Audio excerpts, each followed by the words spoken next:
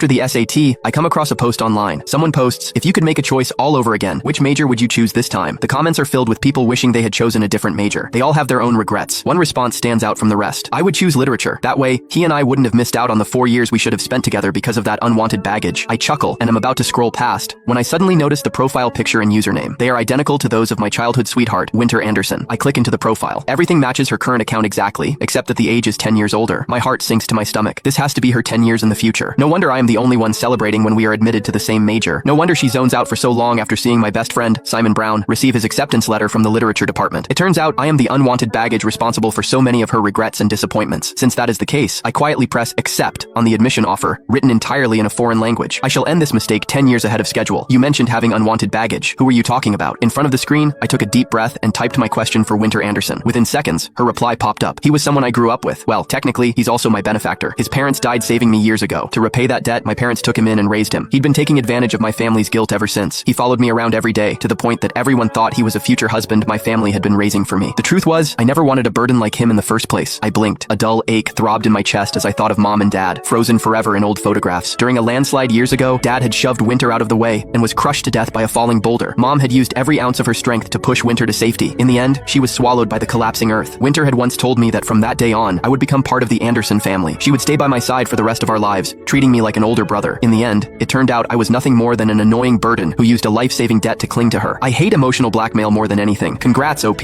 on finally escaping that nightmare. Forget the depressing stuff. We want the juicy romance. Tell us how you and your true love got together. Replies kept pouring in. After a long silence, Winter posted 2 short responses. It was simple. When that man and I were about to get engaged, I came clean. I told him that I'd already slept with the person I truly loved. My fingers began trembling uncontrollably. Wow, that's some main character energy right there. So did the leech just give up? He didn't make a scene or anything? Oh, he did, Winter replied. But it didn't matter. I had leverage over him. The company he worked for belonged to my uncle. His grandma was critically ill and needed one final surgery. She was waiting on the last payment, and I withheld his bonus. In the end, he had no choice but to let me go. Something inside me snapped. Even breathing became difficult. How could this be? How could Winter use the only family I had left against me? Then, how far have you and your current partner gotten? Another asked. Have you both settled down? Within seconds, a photo appeared in the thread. In the photo, 2 hands were clasped together, fingers intertwined. Matching bands gleamed on their ring fingers. My heart sank instantly. The mole on that man's hand was identical to Simon Brown's. That sapphire bracelet on his wrist was the very one I was wearing right now. The Anderson family had given Winter and me that pair years ago. They said it was a family heirloom passed down through generations, something that would keep its wearer safe. We'll each wear one. That way, we'll never be separated for the rest of our lives. That was the promise Winter had made while holding my hand all those years ago. Who would have thought she gave that forever to someone else? I gritted my teeth and buried the dull ache spreading through my chest. Then, I sent the account a private message. Hello, I'm currently going through a similar situation to yours. There's someone standing between the person I love